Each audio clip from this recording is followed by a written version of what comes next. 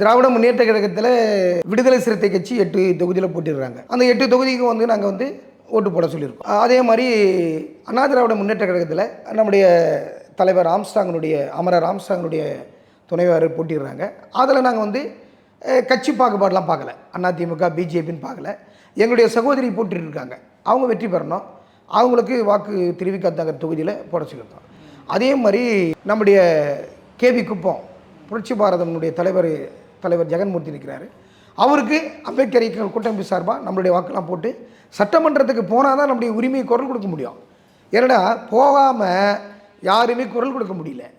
இப்போ நடந்து போன 5 ஆண்டு காலத்தில் நடந்த பிரச்சனைகள்லாம் எங்களுடைய சட்டமன்றத்தில் ஆள் இல்லாதால் தான் கேட்க முடியல. அதனால் விசிகாவினர் குரல் எழுப்பலையா? குரல் எழுப்பலை. இப்போ போன வாட்டி கூட சட்டமன்றத்தில் விடுதலை சிறுத்தை வந்து குரல் எழுப்பலை.